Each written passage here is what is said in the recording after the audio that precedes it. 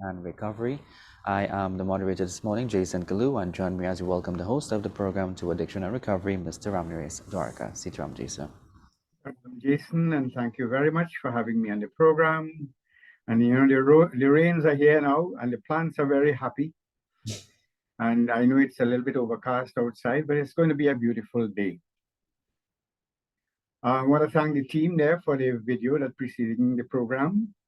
And I also want to let our listeners know that this program is, for those who are too busy to listen to it now, it is usually posted on YouTube in my YouTube channel under the name Ramnaresh Dwarka, so they can access it at their convenience. I also want to let those people who are listening live know that this is an active program where you can call the station. The numbers are on your screen. It's interactive. If you have any questions, you're quite welcome to ask it, and we will do our best to respond and give you the information. And if we don't have the information now, we'll research it and get back to you. Of course, you can call me at the end of the program at the number that I have listed under my name there, 671-3040. And if you are a listener from abroad, of course, the code is 1-868-671-3040, and I can be reached with any questions you have.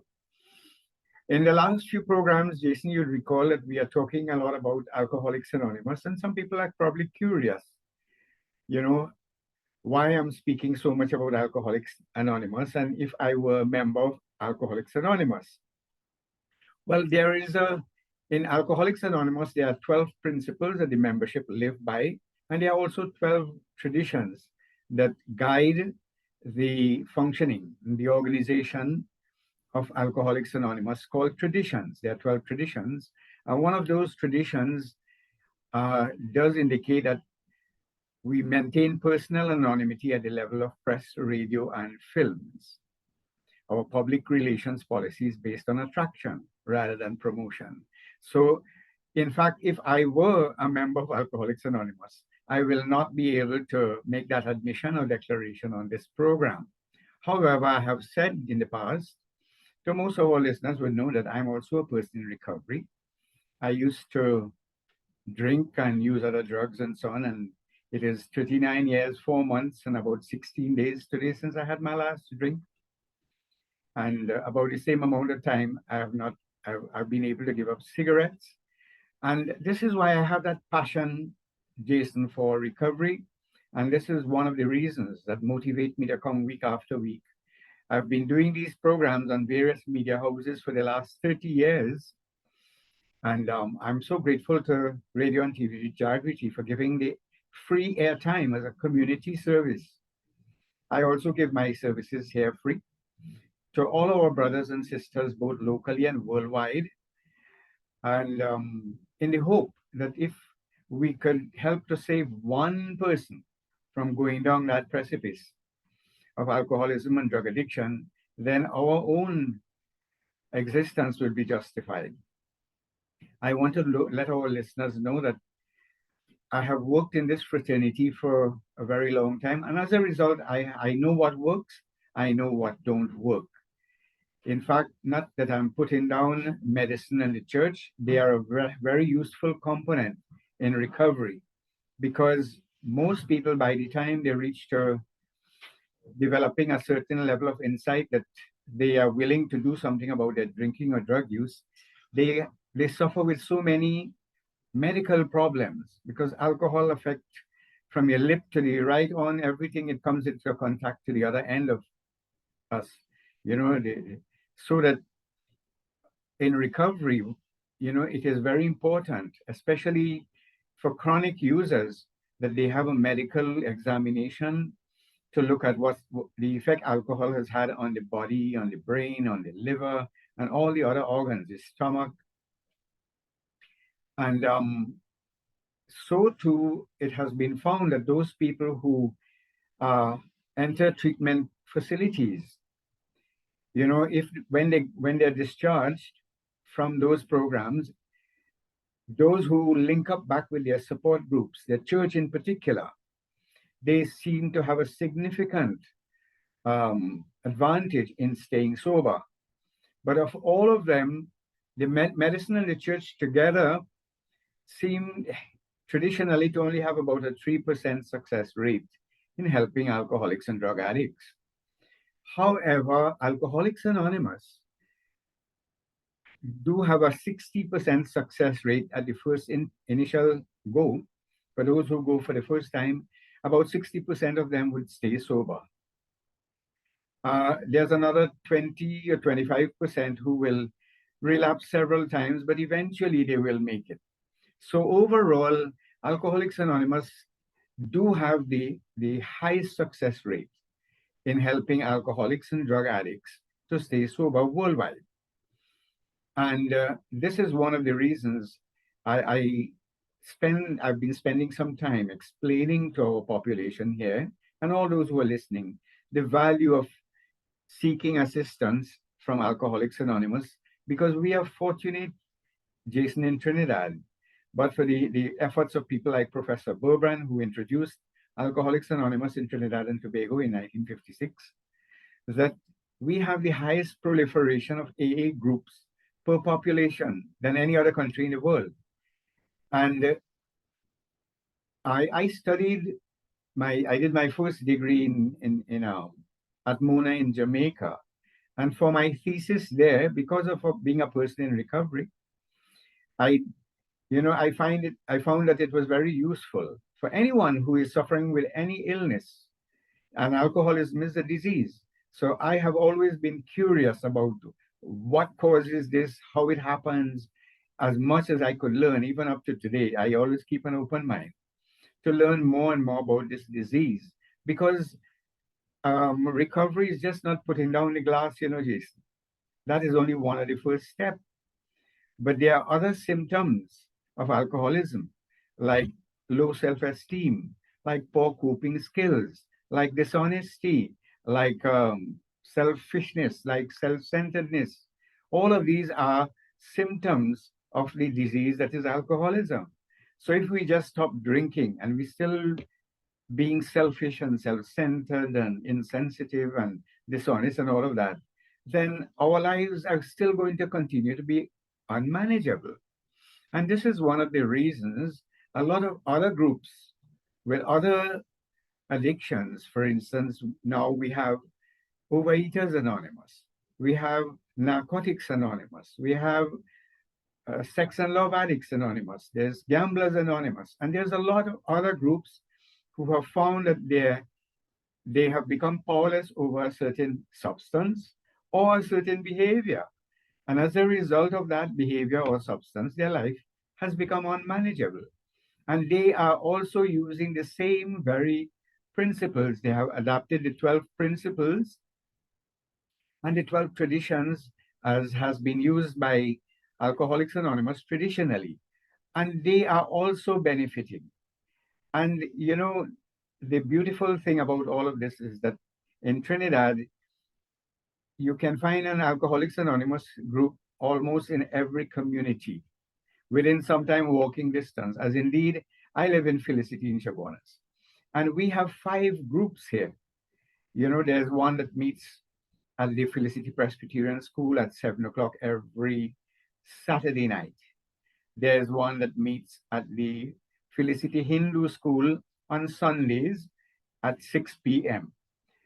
And as I say that, I want to express, my profound thanks to the Mahasabha for allowing this facility in all the Mahasabha schools.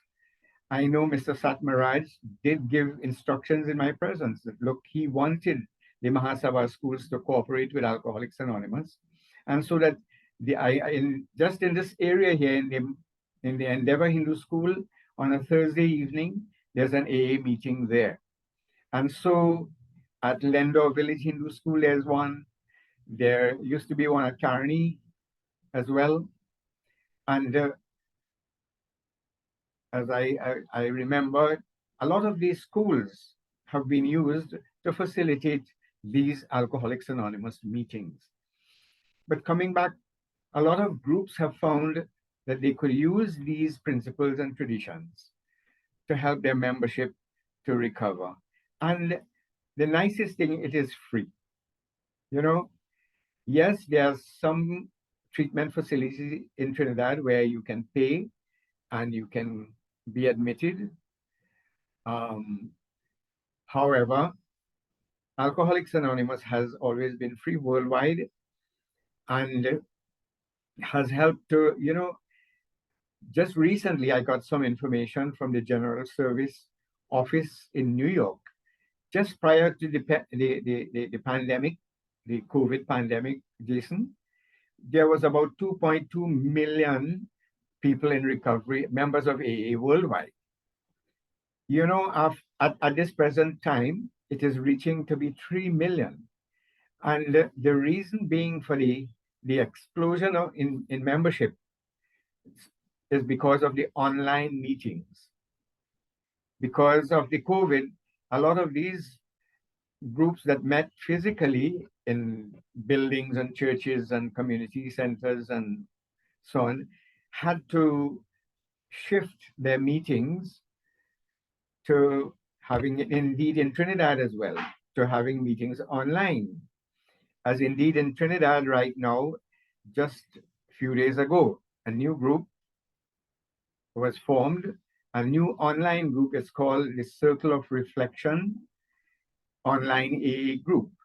And if anyone with a problem in alcoholism and drug addiction wishes to access that meeting, they can contact me after the program. As indeed, I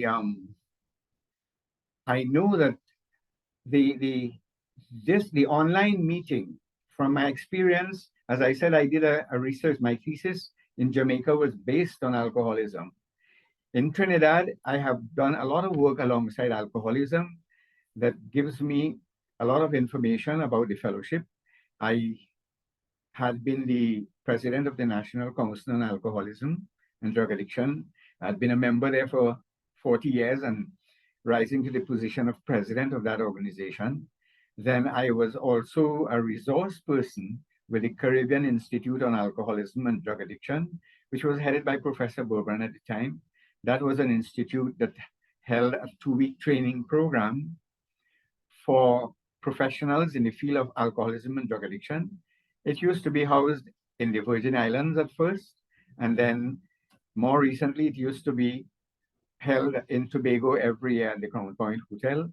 And as a result of being a resource person, I was a resource person there for 25 years while that institution was operating.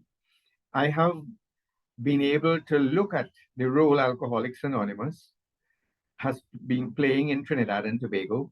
Indeed, when I worked at Cora Hospital, at the Substance Abuse Prevention and Treatment Center, and at Ward 1 in San Fernando, the psychiatric unit, at these places, you had members of the fellowship would come and hold in-house AA meetings so that the patients there could get a first-hand look at what happens in AA and be familiar with the resources that are available to them through the Alcoholics Anonymous program. And so that when they leave these treatment facilities, they are able to link up in their communities with the AA groups in their communities. And I was also part of a team with Dr. Igwe, a Nigerian doctor, when I was at Cora Hospital, and alcoholic rehabilitation officer, Mr. Lincoln Ojir. And we did a research there. And what came out, it was clearly that we found that most people, if they left the treatment facilities and went out and tried to do this on their own, there was a high incidence of relapse. But for those people who, when they left the treatment facility at Cora and they went and joined AA and NA and so on, their recovery rate was significantly higher. So we know that we have a resource in Trinidad, and I would suggest people in the treatment fraternity, fully utilize the facility of Alcoholics Anonymous and Narcotics Anonymous and so on. So that, hence my knowledge and appreciation for the work that Alcoholics Anonymous has been doing. Actually, in Trinidad and Tobago, there is at this present time over 100, it's estimated about 124 active AA groups in Trinidad and Tobago. And as I mentioned before, there are 5 of them right here in Felicity where I live. So that anyone wanting information about how to get in touch with AA or any, they can call me after the program at 671-3040, and I will be only too happy to give them the information. What I would also like to mention is that it seems to be very significant that the online meetings at this point in time is attracting a lot of young people, Jason. And most important, it is attracting a lot of women. Because in the old days, young people, they would be much more hesitant to go to a physical A meetings. Now, I'm not putting down physical meetings. They are very useful. They offer a level of camaraderie and support and so on. But yes, the truth is the mean age for alcoholism in Trinidad and Tobago is 35. So that of necessity, when you went to a physical meeting, a lot of the people there, the majority of people you will see there are people, elderly people, people who are probably in their 50s and 60s. So that young people always had, and I would hear them say, that AA is for old people. There's only old people there. Well, the truth is those people have lived long enough to become old because they stopped drinking. All those people, if they had not stopped drinking when they were young, like some of you who were saying it's the only old people there, they would not have been around. But the online meeting, there's a profound, I would say,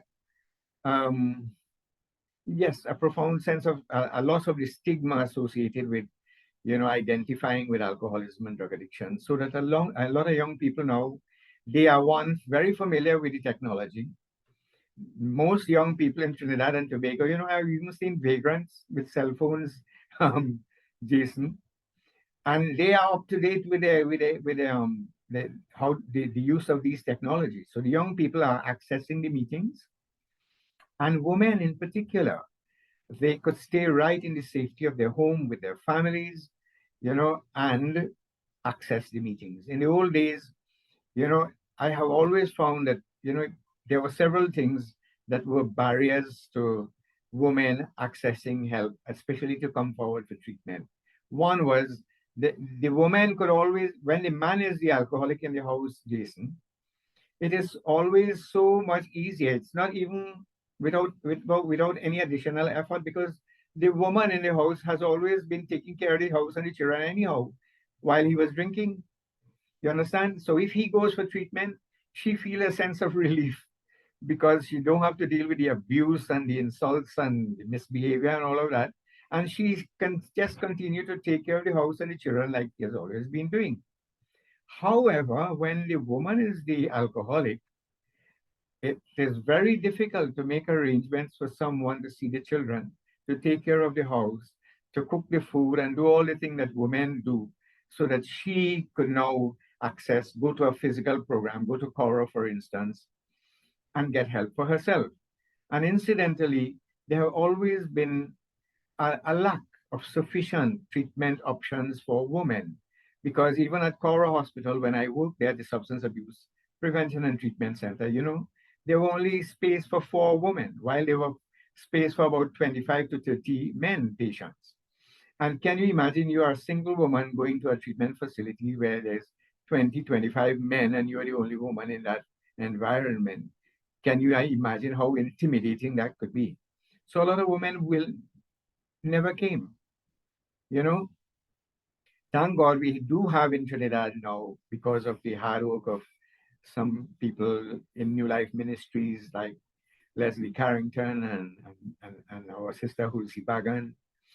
We have had a female centers established at Santa Flora, and there's also another center established at Cochrane Village by a sister of mine, Beverly Mawson, who used to be in the CARIAD program with us as well, for female drug addicts.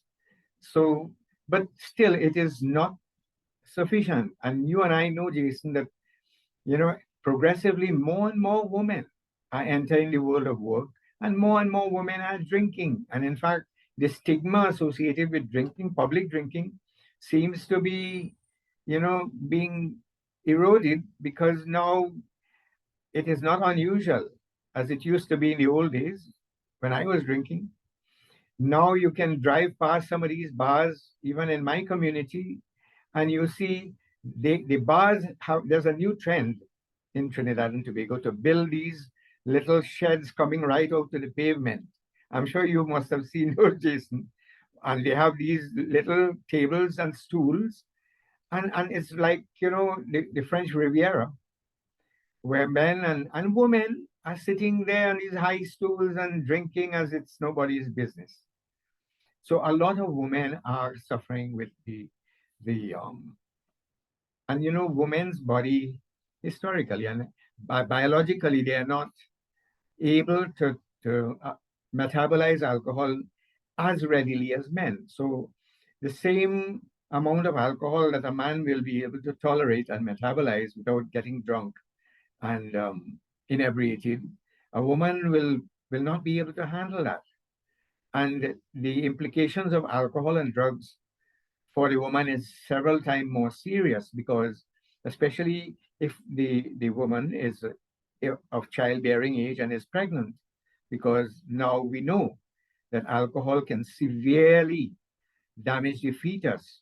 There's something called microencephaly and macroencephaly. That is, the baby could be born with a very small head or a very large head. Both of those has serious implications for brain development, and a lot of times these children could be seriously affected, or to the extent of being retarded and not being able to survive. Sometimes they die prematurely. So that it is very, very important, that we don't discriminate. We don't set up systems that discriminate against women seeking treatment and assistance. And while we know, no matter what we have done in the past, women don't want to come out and admit that they have a problem, because it is much more stigmatized. If a man is taking a few drinks and get drunk, and even if he's lying down in front of the shop, people will just pass and probably smile and say, he's bound to drunk.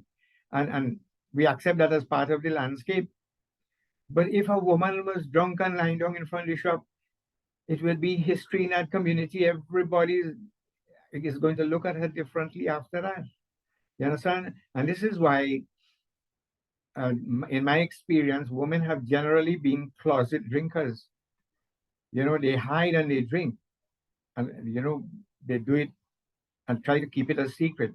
And for all those reasons, I can tell you without a doubt that since we have had the online meetings, we have more and more young women actually coming onto the program, women of all age coming onto the online program, and they are staying sober, Jason, because now they can stay in the safety of their home. They don't even have to turn the camera on. You understand? So you don't have to see what they look like. They don't even have to put their name. They can put a sobriquet. You can put whatever name you want. The important thing is that you now have a safe and secure way of accessing help. So that, again, anyone who wishes to get more information, because there are meetings that are being held all over the world as we speak, Jason. I myself have attended a few meetings worldwide, in New Zealand, in England, there's in South Africa, and so on. I've visited these meetings. And I would suggest all professionals like myself who are working in the field of alcoholism and drug addiction, it is critical that you understand the nature of these voluntary organizations like Alcoholics Anonymous. If you are working in a community, it is critical for any social worker to know the resources that exist in that community, so that when they are working with their clients, they can link the client to the resources that is necessary, whether it be housing, whether it be health, whether it be employment, whatever resources, and in this case, resources that would help them to stay sober, to deal with the alcohol and drug addiction problem. And I would always recommend, you know, professionals as well, because we are in Trinidad. Most of the meetings in Trinidad are open AA meetings. It means that you don't have to have a problem to go to that meeting. So that if you are working in the field of alcoholism and you want to hear it, as we say, from the horse's mouth, you go to a meeting or you go to as many meetings as you can.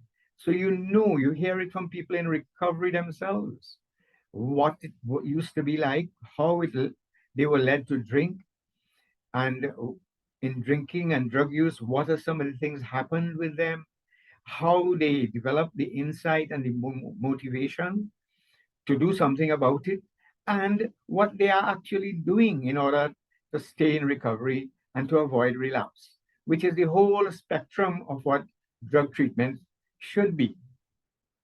So that anyone who working in those facilities, they should make themselves available. Go to in your community, find out if there's an AA meeting there. Speak to the chairpersons, sit in a meeting, listen to because there's so much misconceptions about what happens in AA meetings, what AA is about. And to deal with that, Jason, I would like to read what is called the preamble of Alcoholics Anonymous. This is something that is read at the beginning of all AA meetings. It is also read at Narcotics Anonymous meetings, but with a little adaptation. And it says, Alcoholics Anonymous is a fellowship of people. It used to be men and women, but now they say people for obvious reasons, because we have people who are LGBT and bisexual and so on. So nobody is excluded from this fellowship. It says Alcoholics Anonymous is a fellowship of people. And what they do? They share their experience, strength, and hope. I'll just read it out first, and then I'll come back and discuss it. So it says Alcoholics Anonymous is a fellowship of people who share their experience, strength, and hope with each other, that they may solve their common problem and help others to recover from alcoholism. The only requirement for membership is a desire to stop drinking. There are no dues or fees for AA membership. We are self-supporting through our own contributions. AA is not allied with any sect, denomination, politics, organization, or institution, does not wish to engage in any controversy, neither endorses nor opposes any causes. Our primary purpose is to stay sober and help other alcoholics to achieve sobriety. And that is basically referred to as AA in a nutshell. It is read at the beginning of most AA meetings, and it is to give the newcomers and the members, to remind even the old members what they are here about, what AA is about, how it goes about its business. So let me just go back. It's a fellowship. Some people like to say it's a fellowship and not a battleship, because they don't get arguments in AA meetings and all of those things. You understand? It is a fellowship. That is, members support each other. It is a support group, really, for people who are in recovery, because when you have stopped drinking, for a person who has been using drink to help them to cope, to feel better about themselves, to self-medicate, to deal with depression and anxiety and all of those things, when you stop, it is critical that you have support from people who know, who have been there, done that, as we say in Trinidad and Tobago, so that they can help you, because there are definitely going to be challenges when the person put down the glass and trying to live a sober life. So this is why it is a fellowship that is worldwide, so that if you leave Trinidad and you went anywhere else in the world, Alcoholics Anonymous can be found in 189 countries in the world, and you feel a sense of belonging, because it is the same program, it is the same principles, never mind the language that they might be speaking in, but the emotions are the same. And what happens at an AA meeting? Outside of AA, I've heard a lot of people say, boy, you have to go there and talk your business and all kind of things.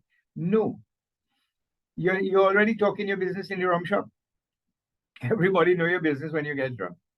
So, but you go into AA, and what they do there, they share their experience. What experience is shared? The experience of how they were led to drink, when they were drinking, what some of the things happened, and how they found AA. Now, why that is important to talk about your drinking and how, because the new person who is coming there is able to identify by listening to and what goes on in their mind. They will say, well, look, boy, I think these people understand what I'm going through. Because here he's saying the same thing I've been through. You know, I have I same things happen. I drank, I got myself into trouble, I got arrested, I vomited, I felt sick, I had to go to hospital, my job is threatened. And these are the experiences people share, but they don't only share the experience of when they were drinking. They are also sharing their strength, which is their experience since stopping drinking, how their body started to recover, how they're feeling better now, they're eating better, they're sleeping better, their relationships are having improved, they're now able to go to work and keep their job, they're gaining their self-respect, their self-esteem has returned, they're feeling better about themselves. There's a whole lot of things that is happening. And then they also share their visions for themselves, how things have improved, because once you stop drinking and you start practicing these principles, your whole attitude, in fact, a mnemonic for AA is not only Alcoholics Anonymous, some people interchange it to mean altered attitudes, so that your attitude to people and to life also changes. As a result, you find yourself developing more friends, you're becoming more friendly, you're being less self-centered and selfish. And as a result, your family and the people around you will start to appreciate. And then you become involved in community and social activities. You start helping others and you become more responsible generally. And these would be your experience, strength, and hope that you share with each other. And the reason for that is that you can help each other to solve what is a common problem. Now, in AA, it doesn't matter whether you're a doctor or you're a judge or had become a homeless person or a vagrant or whatever, or skid row drunk. When you go to an AA meeting, there's one common denominator there. You don't walk in there with your professionalism or anything. You're all there because you are alcoholics. You are equal. It is the one thing that levels the living playing field, as it were. So in AA, everyone is equal. Nobody's superior to anyone else. And that in itself creates a certain camaraderie. It lends itself to a certain humility that is necessary for the person to be able to stay sober and live to good purpose. And the only requirement for membership is a desire to stop drinking. You don't have to pay no fees or dues for AA membership. Yes, AA members, when they go to the meeting, at the end of the meeting, usually they pass a hat or a basket, and members put whatever they feel. If they want to put $1 or $2 or $5, whatever, they put it in the hat or in the basket. And what that is used for, it is used to buy literature, just like the one I'm reading from. It's called these pamphlets. They cost money to print, to buy literature, to give it to new people, to buy books and give it to newcomers, members of the group. They also to administer group. And in every AA meeting now, the most AA groups, they serve coffee and they serve sandwiches, so that a lot of people, I mean, homeless people, people who might have been, at a real bad state, they can come and get something to eat as well. And nowhere in the world you can get a cup of coffee or 2 cups of coffee and a sandwich for less than $5. You understand? So that you don't have to fill out any forms, you don't have to get any registration done. You just have to show up there. And once you say you're a member, you're a member. Nobody can put you out. There are no laws in AA to punish anybody. The only way you will be asked to leave a meeting is if you are misbehaving, if you were probably drunk. And even in some groups, if you're drunk and misbehaving, some of the older members, experienced members will take you outside, give you some coffee and speak to you by yourself so that you don't disturb the meeting. And AA, as I say, this does not accept any financial support from outside of the fellowship. They are self-supporting. So although a lot of people out of gratitude and companies and so on would have liked to sponsor AA and put it on their logo that they are associated and affiliated with AA, AA doesn't have that. because there's a saying, he who pays the piper likes to call the tune, so that AA does not accept help from outside of its membership. And it says AA is not allied with any sect. That is, AA, you can belong to any religion or no religion, you can be a member of AA. AA has no problem with that. They are not a Hindu AA or Christian AA or anything like that. Although groups may decide if they want to say a prayer in a certain way, that is possible. So they are not allied with any sect, denomination, politics, or organization or institution. So that there's not a UNCAA or a PNMAA or anything. No, AA does not endorse or oppose any causes, so that AA does not really have an opinion in politics, on world issues, or anything like that. They're not in favor or not against anything. They maintain neutrality across the board. And while they do not affiliate with any organization or institution, they may cooperate, however. Because, and this is why I'm saying that you can now find AA meetings, AA members coming and working in treatment facilities, that is, having AA meetings in treatment facilities.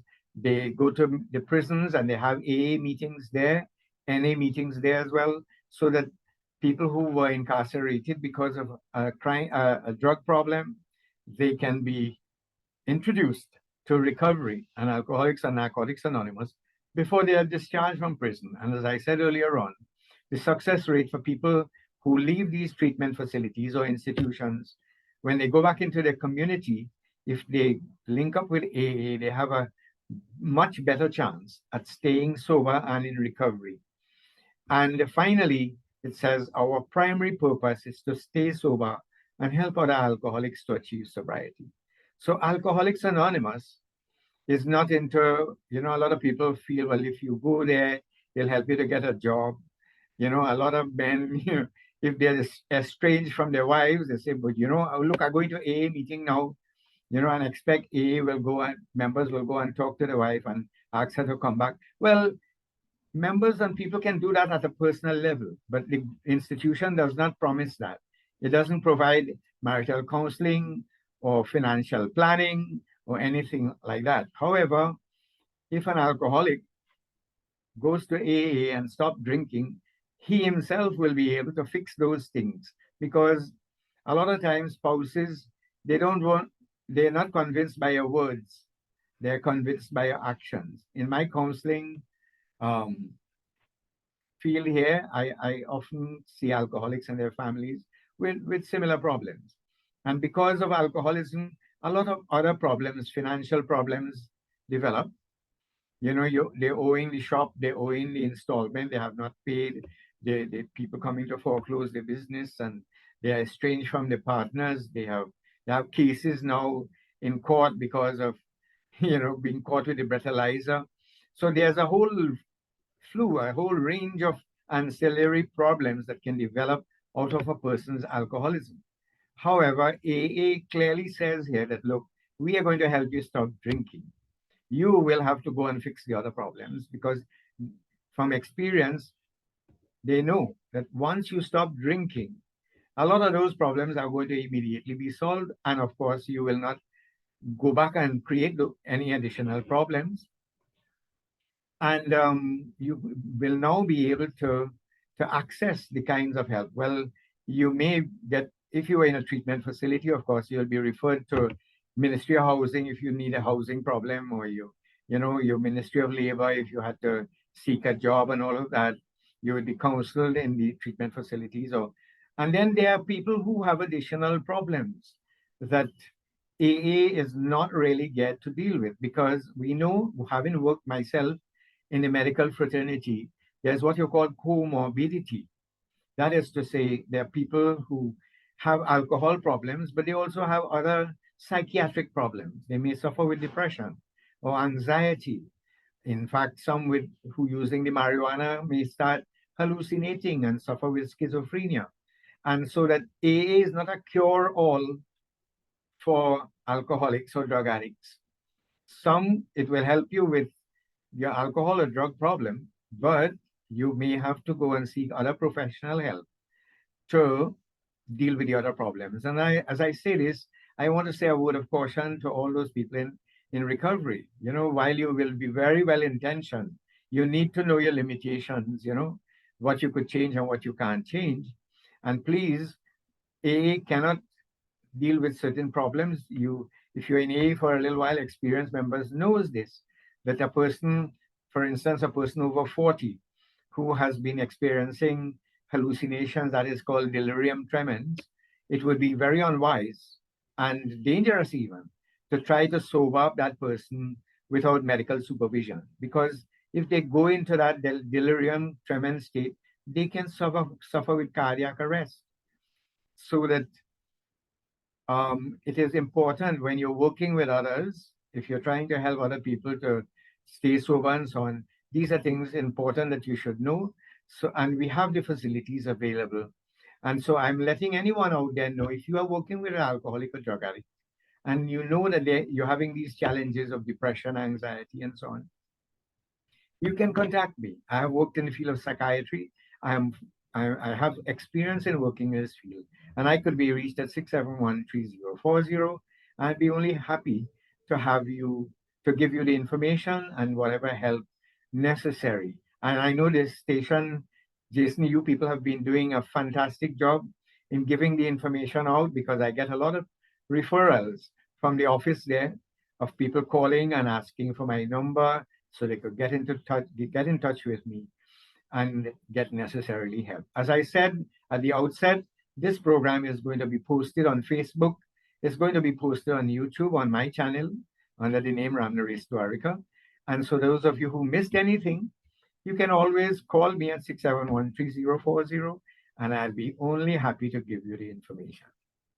So I want to thank you, Jason, for having me on the program again on a bleak and rainy Thursday morning, and to say, you know, it's been a privilege and a pleasure to really be able to share this with our brothers and sisters, both in Trinidad and Tobago and worldwide. So thank you again. I think you have muted yourself.